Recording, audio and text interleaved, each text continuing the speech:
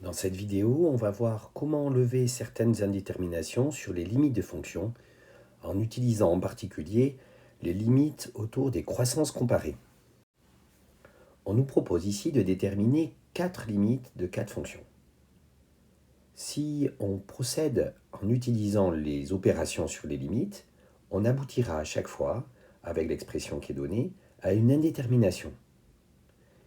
Comment lever cette indétermination? En transformant l'écriture de l'expression. À vous de jouer pour essayer de lever chacune des indéterminations. Mettez la vidéo en pause.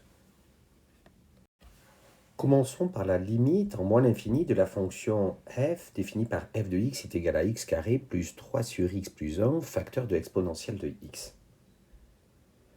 Pour lever l'indétermination, il suffit ici simplement de développer cette expression. F de x devient x au carré fois exponentielle de x plus 3 sur x fois exponentielle de x plus exponentielle de x.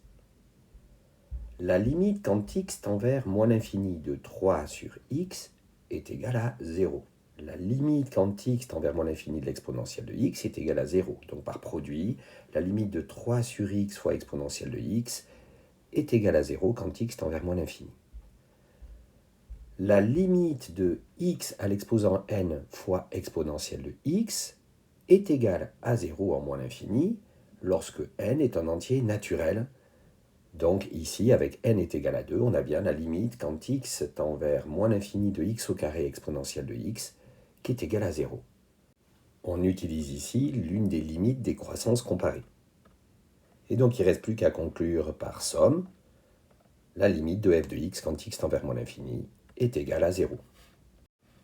Pour lever l'indétermination dans ce deuxième cas, il faut par exemple factoriser par x au carré l'expression de g de x. Cela donne g de x est égal à x carré facteur de ln de x sur x au carré moins 1. Cette nouvelle expression de g de x permet de lever l'indétermination en utilisant une limite liée aux croissances comparées, qui est la limite quand x tend vers plus l'infini de ln de x sur x à l'exposant n est égal à 0, avec n un entier naturel. Donc ici, pour n est égal à 2, on a bien la limite quand x tend vers plus l'infini de ln de x sur x au carré est égal à 0. Donc par somme, la limite de ln de x sur x au carré moins 1 tend vers moins 1, et comme la limite quand x tend vers plus l'infini de x au carré, c'est plus l'infini, par produit, la limite de g de x quand x tend vers plus l'infini, c'est moins l'infini.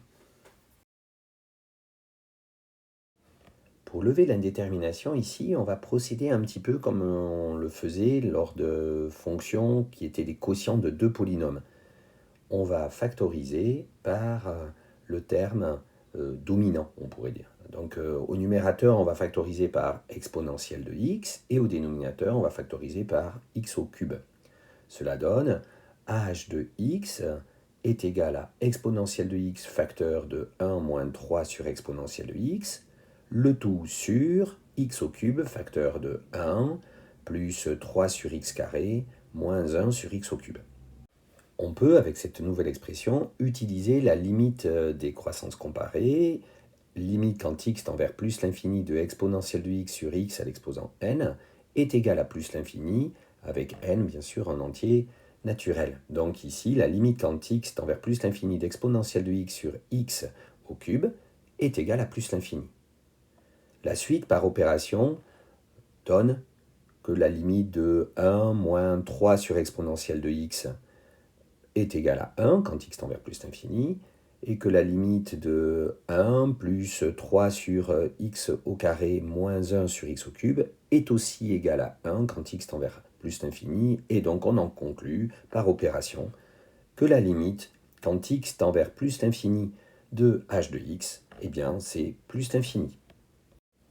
Pour lever cette dernière indétermination, on procède un petit peu comme dans le cas précédent, en factorisant le numérateur et le dénominateur par exponentielle de x.